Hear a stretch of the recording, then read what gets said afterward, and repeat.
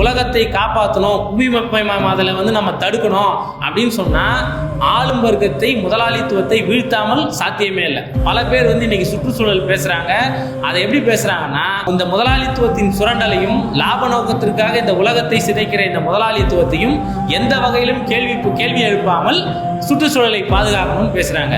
தனிநபர்களுக்கு advice பண்ணுறாங்க, இதை பயன்படுத்தாதீங்க, அதை பயன்படுத்தாதீங்கன்னு சொல்கிறாங்க. ஆனால் சுற்றுச்சூழல் பாதிக்கப்படுவதற்கு காரணம், இந்த புவி வெப்பமயமாதல் உருவாவதற்கு காரணம் முதலாளித்துவம்.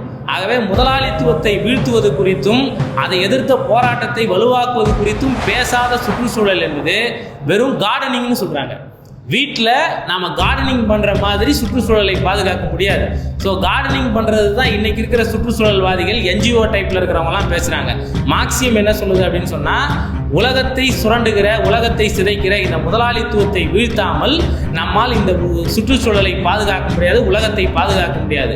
ஆகவே இந்த உழைக்கிற மக்களை ஒன்று திரட்டினால் மட்டும்தான், இந்த உழைக்கிற மக்களை போராட்ட குணத்தோடு வளர்த்தெடுத்தால் மட்டும்தான், உழைக்கிற மக்களை ஆளுமுகத்துக்கு எதிராக திரட்டினால் மட்டும்தான் இந்த உலகத்தை பாதுகாக்க முடியும், இந்த சுற்றுச்சூழலையும் பாதுகாக்க முடியுன்றது தான் மார்க்ஸ் வலியுறுத்துறார்.